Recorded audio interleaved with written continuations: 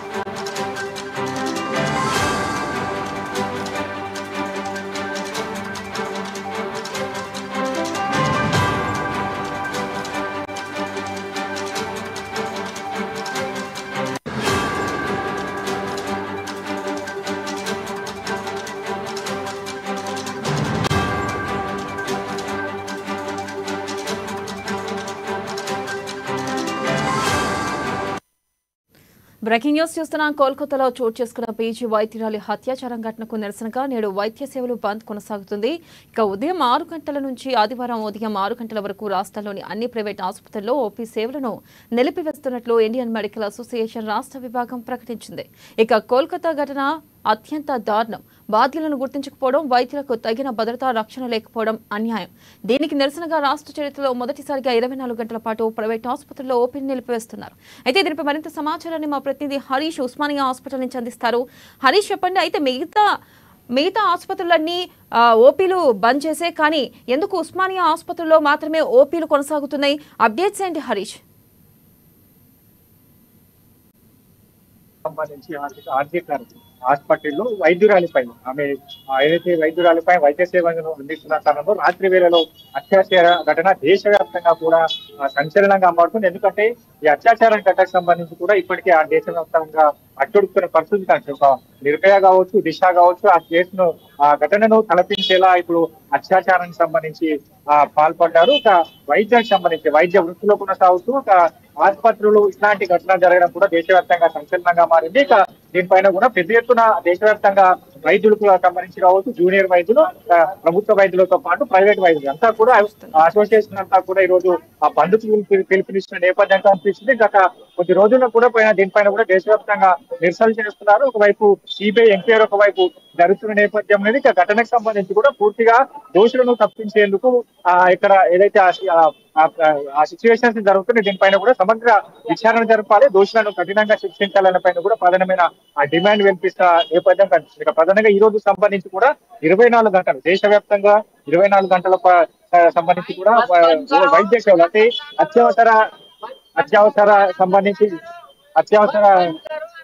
అత్యవసర వైద్య సేవలు మినహా కూడా ఓపీ సేవలని కూడా ఈ రోజు బంద్ చేయడం నేపథ్యం ఉంది. ఈ రోజు ఉదయం 6 గంటల నుంచి కూడా రేపు ఉదయం 6 గంటల వరకు ఈ వైద్య సేవలన్నీ కూడా నిలిపివేయడం నేపథ్యం కనిపిస్తుంది. ఇక ఇండియన్ మెడికల్ అసోసియేషన్ సంబంధించి కూడా ఈ పిలుపునిచ్చిన నేపథ్యం కావచ్చు. ఇక దేశవ్యాప్తంగా అన్ని ఆసుపత్రులకు సంబంధించి కూడా బంద్ కొనసాగుతున్నారు. డాక్టర్ అంతా కూడా స్ట్రైక్ చేస్తున్న నేపథ్యం కనిపిస్తుంది. ఇక ప్రస్తుతం మనము ఉస్మానియా హాస్పిటల్ సంబంధించి కూడా ఉస్మానియా హాస్పిటల్ వద్ద ఉన్న ప్రధానంగా ఇక్కడే సంబంధించి కూడా వైద్య సేవలు కొనసాగుతున్న నేపథ్యం కనిపిస్తుంది. ఉదయం నుంచి కూడా ఇక్కడ వైద్యులంతా కూడా తమ వృత్తులు నిమగ్నమైపోయారు. మిగతా సంబంధించి కూడా అత్యవసర సేవలు కావచ్చు, ఓపీ సేవలు కావచ్చు. మనం చూస్తున్నాం ఇప్పుడు ఓపీ సంబంధించిన బ్లాక్ వద్ద ఉన్నాం మనము. ఇప్పుడు వైద్య సేవలకు సంబంధించి కావచ్చు, ఇతర ప్రాంతాల నుంచి కూడా ఇతర ప్రాంతాల నుంచి వస్తున్న నేపథ్యం కనిపిస్తుంది. అంటే యథావిధంగా ఈ ఉస్మానియా ఆసుపత్రికి సంబంధించి కూడా వైద్య సేవలు కొనసాగుతున్న నేపథ్యం కనిపిస్తుంది. మరోవైపు పంజాగుట్టలోని నిమ్స్ కి సంబంధించి హాస్పిటల్లో కూడా ప్రధానంగా అక్కడ స్ట్రైక్ జరుగుతున్న నేపథ్యంలో డాక్టర్లంతా కూడా అక్కడ ఏదైతే స్ట్రైక్ చేస్తున్న నేపథ్యం కనిపిస్తుంది. అంటే కొత్తమీర హైదరాబాద్ కి సంబంధించి కూడా కొన్ని ఆసుపత్రులకు సంబంధించి ప్రైవేట్ హాస్పిటల్తో పాటు ప్రభుత్వ హాస్పిటల్ సంబంధించి కూడా ఈ స్ట్రైక్ చేస్తున్నాయి. మిగతా ఆసుపత్రికి సంబంధించి ఉస్మానియా కావచ్చు, గాంధీ హాస్పిటల్ సంబంధించి కూడా ఈ కొంతమేర ప్రభావం లేకపోయినట్టుగా తెలుస్తున్న నేపథ్యం అయితే కనిపిస్తుంది. ఉదయం ఇక్కడ కొంతమేర ఆందోళన చేపట్టిన నేపథ్యం కావచ్చు, స్ట్రైక్ చేసిన నేపథ్యం కాబట్టి గత మరి అంటే ఒక అరగంట పాటు ఇక్కడ నిరసన తెలిపారు. తదనంతరం కూడా వాళ్ళు వైద్య సేవలు అందిస్తున్న నేపథ్యం అయితే కనిపిస్తుంది. ఇక ప్రధానంగా ఈ రోజు అంటే 24 గంటల పాటు ఈ సమ్మెకు పిలుపునిచ్చారు. ఇక పూర్తిగా ఈ ఘటన పైన కూడా సమగ్రంగా విచారణ జరపాలి, ప్రత్యేకంగా చట్టాలు తీసుకురావాలి. ఏదైతే వైద్యులకు సంబంధించి కూడా దాడులు జరుగుతున్నాయి, వైద్యులకు సంబంధించి కూడా ప్రత్యేకంగా ఆ చట్టాన్ని తీసుకురావాలి. ఘటనకు సంబంధించి ఎవరైతే బాధితురాలు ఉన్నారో బాధితురాలకు సంబంధించి కూడా వాళ్ళకు నష్టపరిహారానికి సంబంధించి కూడా గౌరవప్రదమైన పరిహారాన్ని అందించాలి. ఎయిర్పోర్ట్ మాదిరిగా సేఫ్ జోన్ లో ఆసుపత్రిలో ఉండేగా ప్రత్యేక భద్రతమైన చర్యలు తీసుకోవాలని కూడా ప్రధానంగా డిమాండ్ చేస్తూ 24 గంటల పాటు సంబంధించి కూడా జూనియర్ వైద్యులు కావచ్చు, ఇండియన్ మెడికల్ అసోసియేషన్ పిలుపు మేరకు ఈ స్ట్రైక్ కొనసాగుతున్న నేపథ్యం అయితే కనిపిస్తుంది. రేపు ఉదయం 6 గంటల వరకు కూడా ఈ స్ట్రైక్ కొనసాగే అవకాశం అయితే కనిపిస్తుంది. ఇక ప్రధానంగా ఏదైతే ఈ కేసులో కూడా ప్రధానంగా నిందితులకు సంబంధించి కూడా కఠినంగా శిక్షించాలి, ఇక సమగ్ర విచారణ జరపాలి.